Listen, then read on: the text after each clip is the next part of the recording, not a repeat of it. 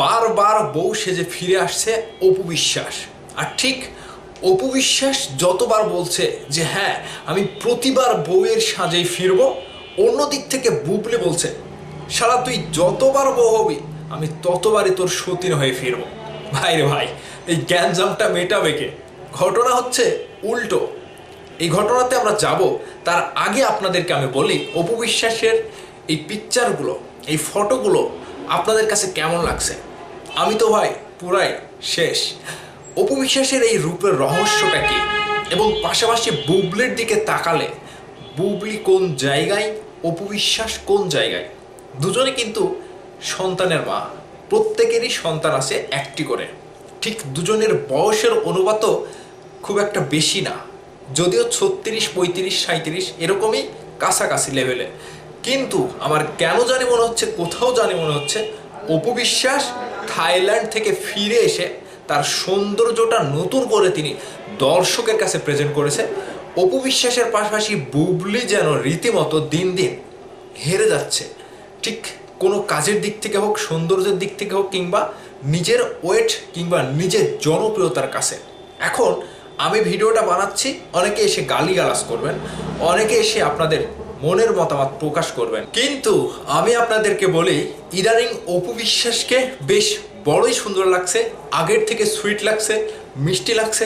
এবং অপু বিশ্বাসের এই রহস্যময় সৌন্দর্যটা বাংলাদেশে থাকাকালীন সময়েও ছিল কিনা আমার মনে হচ্ছে না। যদি কারো মনে থাকে তাহলে অবশ্যই কমেন্ট করে জানাবেন। এবং অপু বিশ্বাসের দুইটি সিনেমার সাথেও বুবলি যেন পিছনে পড়ে গেল, ঠিক সতীন হিসেবে শাকিব খানের কাছে স্ত্রী হিসেবে মর্যাদাও কিন্তু পায়নি, কিংবা পেয়েও তারা যেন কুলহারা।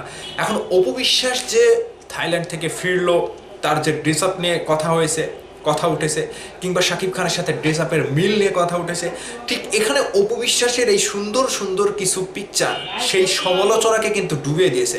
এখন অপু বিশ্বাস চাইলেই কিন্তু সিনেমা নিয়ে কথা বলতে পারছে, কিংবা কাজ নিয়ে কথা বলতে পারছে, কিংবা তার ভক্তদের কাছে যে নতুনভাবে তিনি গ্রহণযোগ্যতা পাচ্ছে, ঠিক সৌন্দর্যটা ফিরে, সুন্দর কুলকলা একটা সুন্দর মেয়ে, এক সন্তানের মা হওয়ার পরেও তিনি যে সুন্দরতা ধরে রেখেছে, এটা অপু বিশ্বাসের ভক্তদের জন্য বিশাল বড় একটা সৌভাগ্যের ব্যাপার যে হ্যাঁ আপনাদের ঢালিউড কুইন এত সহজেই হেরে যেতে চায় না, কিংবা এত সহজে নিজের ফিল্ড, নিজের মাঠ ছেড়ে দিয়ে তিনি আরেকজনকে রাজত্ব করতে চোখের সামনে দেখতে চায় না।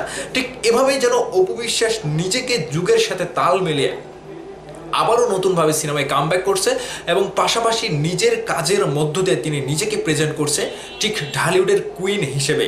এখানে অপু বিশ্বাসের ভক্তদের কাছে অপু বিশ্বাসের বিশাল বড় একটা চাওয়া পাওয়া রয়েছে, এবং তিনি চায় বারবার ভক্তদের কাছে ভালোবাসা পেতে, এবং তিনি উপহার পেতে চায় না, উপহারের পরিবর্তে ভালোবাসা পেতে চায় আজীবন।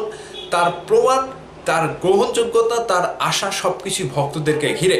কিন্তু অপু বিশ্বাস সিনেমা থেকে দূরে থাকার পর তার ক্যারিয়ার নিয়ে, তার কাজকর্ম নিয়ে, তার ব্যবসা বাণিজ্য নিয়ে যেভাবে ট্রোলের শিকার হচ্ছিল, এখন কিন্তু সে আগের মতো অতটা ট্রোলের শিকার হয় না। কিন্তু আমার যে বিষয়টা চোখে আসে, যে বিষয়টা আমি নজর দিই, অপু বিশ্বাসকে নিয়ে সোশ্যাল মিডিয়ায় বিশেষ করে এআই দিয়ে ছবি তৈরি করে অনেকেই বুলিং করে, কিংবা সোশ্যাল মিডিয়াতে ছেড়ে দেয়। এইগুলো আসলে ঠিক না। তারা নায়িকা, তারা মিডিয়ার মানুষ বলে যে তাদেরকে নিয়ে এরকম নোংরামি করতে হবে, এটা কিন্তু ঠিক না। প্রত্যেকেরই মা বোন রয়েছে, প্রত্যেকেরই সংসারে মেয়ে মানুষ রয়েছে। ঠিক সেই জায়গা থেকে ভক্ত হিসেবে যদি পছন্দ না হয়, প্রতিপক্ষ হিসেবে কিংবা আরেকজনের ভক্ত হিসেবে যদি অপু বিশ্বাসকে পছন্দ না হয়, তার মানেই যে আপনারা এরকমভাবে ছড়াবেন, এটাও ঠিক না। আর যদি ভিউজের আশায় ছড়ান, সেটাও ঠিক না। যদি এমনি নোংরামি করার ইচ্ছা থেকে ছড়ান, সেটাও কিন্তু ঠিক না। কারণ তারা কিন্তু সোশ্যাল মিডিয়াতে আইডল, এবং তাদেরকে দেখে মানুষ শিখবে, তাদেরকে দেখে মানুষ বুঝবে, এবং তাদেরকে ফলো করে মানুষ চলবে। ঠিক সেই জায়গা থেকে ভক্তরাই হচ্ছে অপু বিশ্বাসের কাছে বড় আইডল।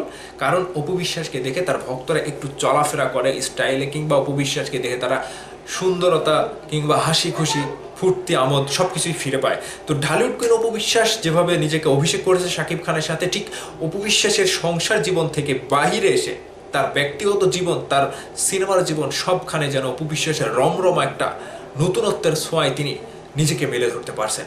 বিষয়টি নিয়ে আপনাদের মতামত অবশ্যই কমেন্ট করে জানাবেন। ভালো থাকবেন, সুস্থ থাকবেন, আমার জন্য দোয়া করবেন। আল্লাহ হাফেজ।